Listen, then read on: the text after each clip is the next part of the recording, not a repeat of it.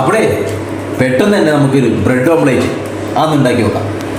ഇന്ന് വൈകുന്നേരം നമ്മുടെ ഏച്ചിൻ്റെ വീട്ടിലാട്ടോ ഉള്ളത്. എന്തായാലും നമ്മൾ വൈകുന്നേരം വന്ന് നേരത്തെ ഭക്ഷണമൊക്കെ കഴിച്ച് കുറച്ച് നേരം സിറ്റ് ഔട്ടിൽ ഇരിക്കുകയായിരുന്നു. നല്ല തണുപ്പ്, ഒരു 10-12 മണി ആയപ്പോഴത്തേക്കും നല്ല തണുപ്പായി കേട്ടോ. അപ്പം ഈ ഒരു കട്ടനും ബ്രെഡ് ഓംലേറ്റും നമുക്കേ അതൊന്നും ഉണ്ടാക്കി കഴിച്ചാലോ എന്ന് ഒരു തോന്നല്. അപ്പം അതിൻ്റെ ഒരു ചെറിയ വീഡിയോ ഒന്ന് കണ്ടു കേട്ടോ. ഒരാൾ ഇവിടെ നിന്ന് പഠിക്കുകയാണ്. ഹായ് പറ.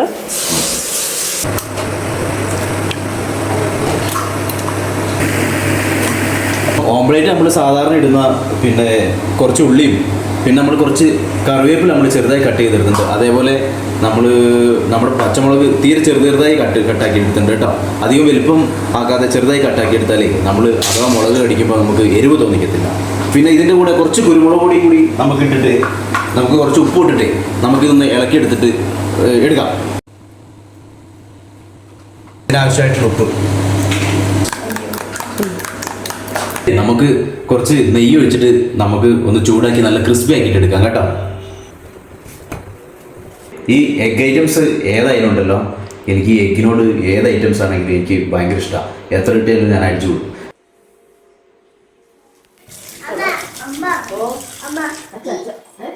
എന്തോ അച്ഛ സൂത്രം കാണിച്ചരാ.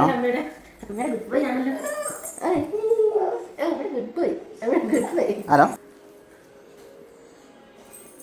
കൊടുക്ക്, കുഞ്ഞേച്ചി ഒരു കടി കൊടുക്ക്.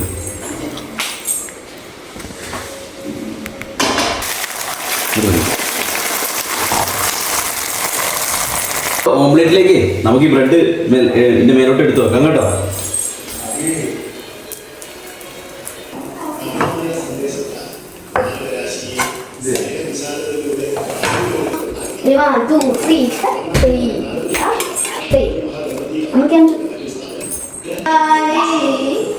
നമ്മുടെ ബ്രെഡ് ഓംലെറ്റ് റെഡി ആയിട്ട് സെറ്റ് ചെയ്യുന്നുണ്ട് കേട്ടോ.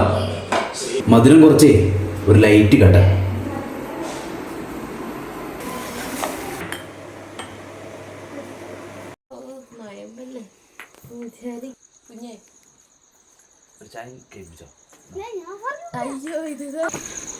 അങ്ങോട്ട് ഇപ്പൊ സമയം 12 മണിയാവുന്നു.